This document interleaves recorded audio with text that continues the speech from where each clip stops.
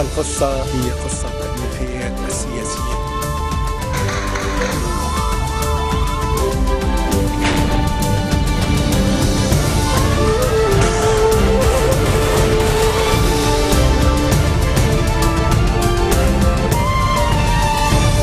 Good afternoon. You're watching the English newscast on Future Television. I'm Yumna Nofal, and these are today's top stories. Thousands of supporters of Lebanese FPM leader Michel Aoun staged a protest in downtown Beirut, demanding a new electoral law, parliamentary elections, and presidential ones. U.S. President Barack Obama says U.S. shares Saudi Arabia's concerns about Yemen and the need to restore an inclusive and functioning government. Thousands of exhausted migrants stream into Austria, bused to the border by a Hungarian government that gave up trying to stop them as Europe's asylum system buckles under pressure. Good afternoon to our viewers. We begin today with the thousands of supporters of the Lebanese Christian leader Michel Aoun, who staged a protest in downtown Beirut, demanding a new electoral law as well as parliamentary and presidential elections. Michel Aoun, the leader of the Free Patriotic Movement, has urged a heavy turnout at the demonstration, which is a separate entity from the recent anti-government protest over the country's ongoing waste crisis. Aoun, who is part of the current government, is calling for an end to what he says has been Christian marginalization. Lebanon has been without a president for more than a year. According to Lebanon's power-sharing system, the president must be a Christian, the premier is Sunni, and the parliament speaker is Shia. Now, Aoun, a former army general, is bidding for presidency. He's calling for new electoral laws as well as parliamentary elections to be followed by presidential elections promptly. Lebanese authorities released an activist shortly after detaining him and protest outside the Environment Ministry, where others continue a hunger strike in an attempt to force the resignation of the Environment Minister. A state security unit detained Youssef El-Jurdi for not having an ID card. An eyewitness told the Daily Star that then they returned him to the site of the protest near the Azariya building in downtown Beirut less than an hour later. Jurdi was visiting a recently erected tent where 14 young men are now holding a hunger strike to demand the resignation of the Environment Minister Mohamed Mashnout over his handling of the garbage crisis in the country. U.S. President Barack Obama says the U.S. shares Saudi Arabia's concerns about Yemen and the need to restore an inclusive and functioning government. Obama was meeting with Saudi Arabia's King Salman in the Oval Office. The U.S. has been supporting Saudi airstrikes against the Iran-aided Houthi rebels who are in civil war with the U.S.-recognized government. But the Obama administration also expressed concerns about civilian casualties there. The meeting comes as Saudi Arabia seeks assurances from the U.S. that the Iran nuclear deal comes with an effort to check Iran's regional ambitions. Saudi Foreign Minister Adel Al-Jubeir said U.S. President Barack Obama and Saudi King Salman had productive talks on Friday covering the ongoing civil war in Yemen. The two leaders were able to cover a very, very wide range of issues, of which is a tribute or a testament to the breadth and strength of the relationship between us. The President acknowledged the Kingdom's leadership role in the Arab and Islamic world, and the two parties affirmed the need to maintain security, prosperity and stability in the region, and in particular they also agreed on ways to counter Iran's negative activities in the region. The President and the custodian of the two holy mosques talked about the nuclear agreement between Iran and the P5+1 countries. The President explained and affirmed that the agreement prevents Iran from acquiring a nuclear weapon, has a robust and unprecedented inspections regime that includes inspections of all sites, including military and suspected sites. They discussed the situation in Yemen, the importance of arriving at a political solution based on United Nations Security Council Resolution 2216 and the GCC initiative and the outcomes of the national dialogue in Yemen. They both expressed their concerns about the humanitarian situation in Yemen and the need to work expeditiously to try to alleviate the humanitarian situation in Yemen. During this visit, I believe the two leaders were able to take this relationship and set the stage for moving it forward over the next 70 years. And we look forward to working with our American partners and American friends in developing a relationship that would be much broader and much deeper.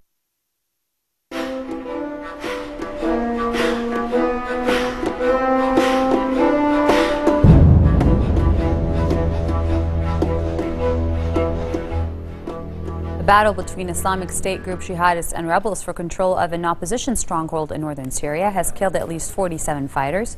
20 Islamist and other rebel fighters were killed in the clashes in Aleppo province throughout Friday, along with 27 ISIS jihadists, according to the Britain-based Syrian Observatory for Human Rights. The fighting centered on the town of Maria, a key rebel bastion that ISIS has been trying to capture for months. The observatory said fighting was ongoing around the town, which rebel forces still control, as well in villages in the surrounding area. Maria is one of the most significant rebel-held towns in northern Aleppo and lies on a key supply route running to the Turkish border.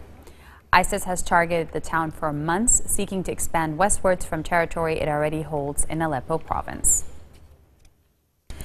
Prime Minister David Cameron's hope that Britain will join airstrikes against ISIS in Syria is fading due to the likely election of anti-war campaigner Jeremy Corbyn as leader of the opposition Labour Party. After Parliament returns on Monday, Cameron's centre-right government had hoped to call for a vote on the issue in a bid to extend Britain's current role in coalition airstrikes against ISIS targets in Iraq. But Corbyn, a leading opponent to the 2003 Iraq War, who wants to apologize over the conflict if elected leader of Britain's main opposition party on September 12th, is deeply opposed to the move. Cameron stressed that military action against ISIS was part of the comprehensive program he envisages to tackle the migrant crisis, which has seen thousands of people, including many Syrians, flock to Europe. Lawmakers in Parliament's Foreign Affairs Committee are due to discuss possible airstrikes on Tuesday. Coming up next, there are new toys hitting the Big Apple in anticipation of Star Wars. Stay with us. We'll be right back.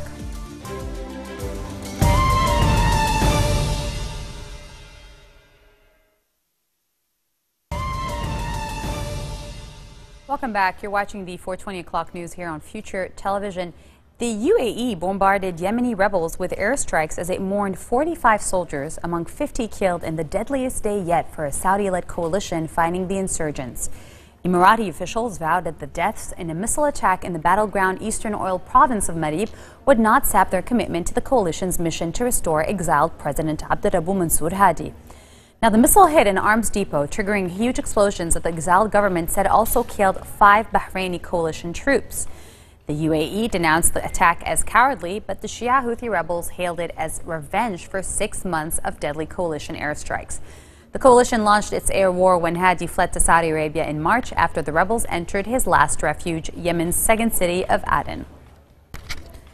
So a story making headlines all over the world while thousands of exhausted migrants streamed into Austria, bussed to the border by a Hungarian government that is giving up trying to stop them as Europe's asylum system is buckling under pressure from the sheer numbers reaching its frontiers. Wrapped in blankets and sleeping bags against the rain, long lines of weary immigrants, many carrying small sleeping children, climbed onto buses on the Austrian side of the border after receiving fruit and water from aid workers. By Saturday morning, Austrian police said 4,000 had arrived at the border and numbers might more than double during the day.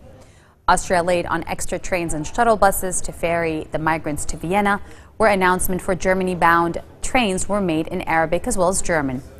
German police said they expected to receive 10,000 during the day, while in Hungary, police reported new groups of migrants leaving reception camps and setting out on foot for the border.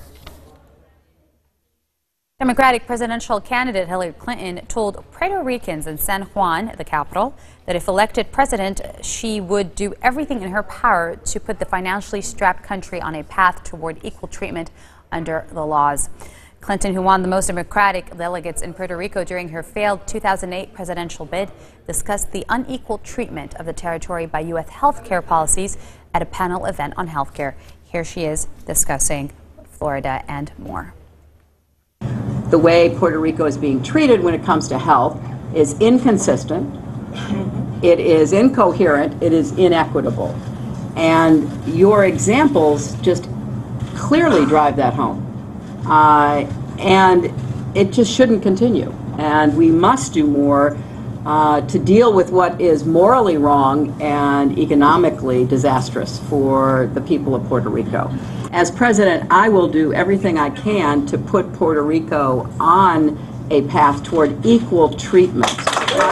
It always struck me as so indefensible that you can't vote for president if you live here, but if you move to Florida, which of course I'm just naming a state, you can vote for president. And I think that a lot of Puerto Ricans are wondering, well, that makes no sense. You know, the geographic disparity and discrimination that exists within our laws makes absolutely no sense. I could not agree more. It makes absolutely no sense.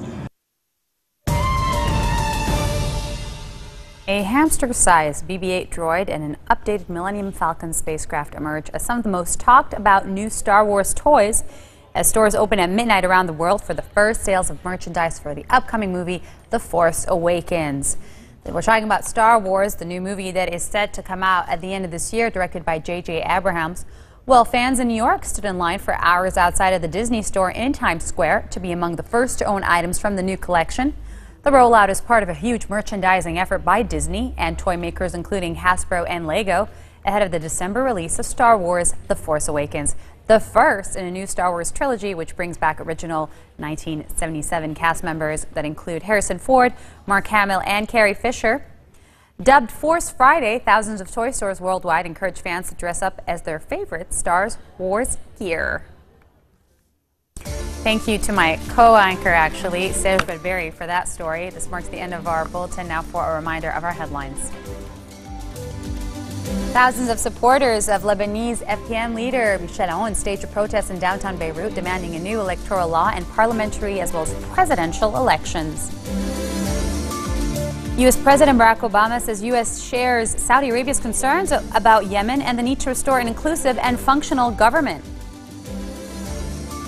And thousands of exhausted migrants stream into Austria, bused to the border by a Hungarian government that is giving up trying to stop them as Europe's asylum system is buckling under the pressure.